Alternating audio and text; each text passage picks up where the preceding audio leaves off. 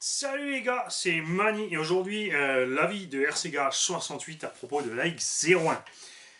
Alors on a passé quelques heures avec ce dimanche sur le parking, on s'est régalé. Alors pas de surprise avec les pneus, on a prévenu, ils ont un bon grip mais effectivement comme ce sont des slicks, quand le sol est poussiéreux, donc dans l'utilisation loisir, on ne parle pas d'un circuit ici de compétition, euh, la voiture est très très sensible au moment des passages entre le freinage et les gaz. Donc si vous mettez trop de gaz sorti du virage, vous êtes encore un peu en train de braquer, vous avez effectivement l'arrière-train qui fout le camp.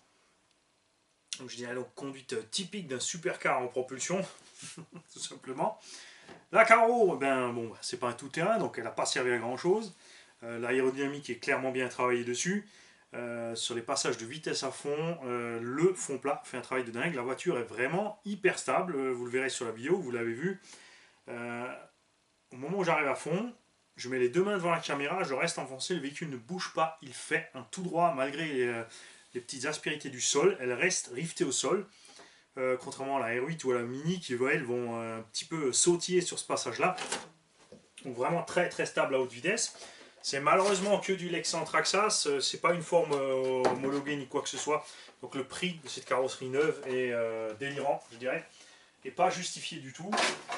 Parce que même les formes sont pas spécialement, enfin il n'y a pas grand chose en forme dedans au niveau du moulage. Les pneumatiques ont une super endurance, mais effectivement sont utilisables sur sol sec et chaud. Tout le reste, ça devient glissant à rouler, et c'est dommage. Il faudra vraiment que je me penche dessus. Je pense personnellement les pneus Serpent, donc j'avais dit qu'ils font à peu près une bonne taille, donc dans les 100-103 mm, devraient pouvoir avoir un bon look sur cette voiture puisque les autres sont définitivement trop petits. La suspension, on va tout laisser comme c'est sorti du carton. On a peut-être augmenté un tout petit peu le tarage de suspension en 6S pour ne pas les frotter. On a laissé la garde-sol normale, même sur le parking ça passait très bien. Et la ventile de cette machine fait des merveilles. Il faisait 27 degrés dimanche en plein soleil.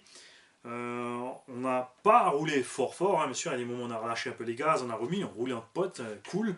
Vraiment purement loisir et détente. Et le moteur n'a pas dépassé les 50-55 degrés. On a passé 3 ou 4 packs ce dimanche. Aucun souci. Et le Vario, pareil, aussi resté une cinquantaine de degrés. Donc la ventile de ce côté-là fait du très bon boulot. Il n'y a rien à dire, à voir effectivement quand il fera bien plus chaud.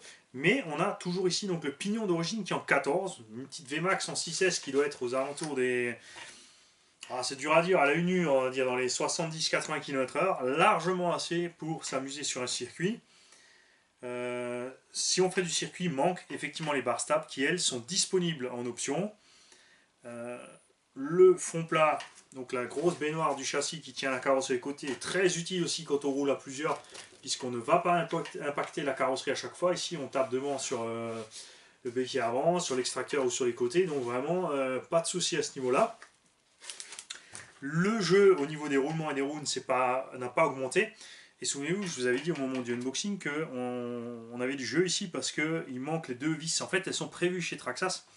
Ce que je n'avais pas fait gaffe lors du unboxing, c'est qu'elles sont du côté droit dedans, mais plus du côté gauche. Le côté gauche est le côté qui, quand vous avancez, est dans le sens de desserrage.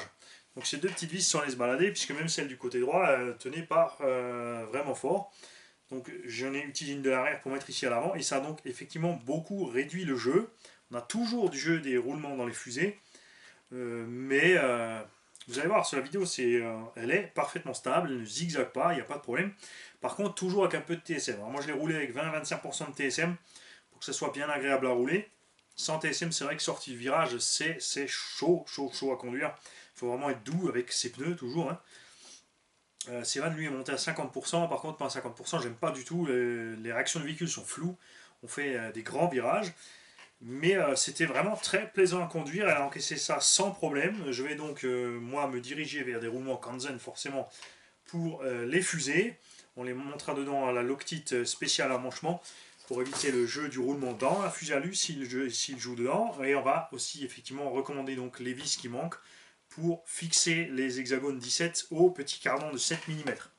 Puisque je rappelle, ça c'est une transmission de 1 dixième qui a uniquement été rallongée. Voilà.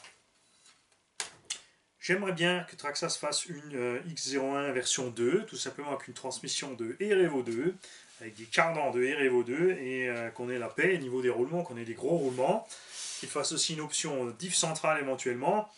Ce que Traxxas devrait absolument faire, par contre, c'est de ne pas faire l'erreur qu'a fait l'Audi sur la R8, c'est-à-dire l'Audi n'a que la coque de R8 sur la R8. L'Audi n'a qu'un seul et unique type de gomme pour sa Losi, et Traxxas aussi, et c'est ce qui a coûté la vie à la Losi R8, c'est dommage. Tu vois, un petit coup de café. Donc sur la Losi R8, si Losi avait fait 3-4 carrosseries différentes et 4-5 types de gomme, et ben, je pense que la R8 aurait été une super machine et qu'elle serait toujours commercialisée et qu'on en verrait beaucoup plus. Je vais donc moi personnellement mailer Traxxas pour, même si ça n'a pas une grande influence, il n'y a que moi qui écris, donc je vous invite tous à le faire, c'est de tous écrire à Traxxas pour leur dire de ne pas faire la stupidité qu'a fait Losi, de faire plusieurs coques pour ce châssis. Il existe des autres coques chez un fabricant de carrosserie, par contre relativement cher, enfin, il faut plus d'une centaine d'euros par coque pour un engin de loisir, je suis pas pour, c'est clair. Et par contre, Traxxas doit absolument faire d'autres gommes, les mêmes jantes parce que les jantes sont superbes. Par contre, vraiment d'autres gommes, des gommes à rainure, etc. Ou même un profil pluie, ou plus soft, plus médium, etc. Que d'avoir qu'un seul type et unique type de gomme. Même si c'est vrai que c'est plus simple niveau catalogue à gérer d'avoir qu'un seul type de roue. Mais c'est dommage parce que ce véhicule peut être utilisé beaucoup mieux que ce à quoi il est uniquement. Enfin, il n'est pas destiné que à aller tout droit. Ils ont bien fait ce machin pour qu'on puisse rouler avec. Mais voilà, un petit effort sur les gommes et on pourrait vraiment avoir de super trucs.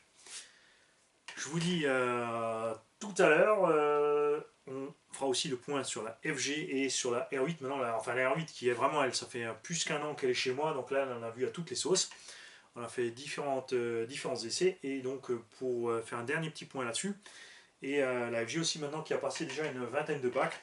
Ah ouais, je vous attends pas toujours, je fais pas que ça filmer les mecs. Voilà, donc à tout à l'heure, salut.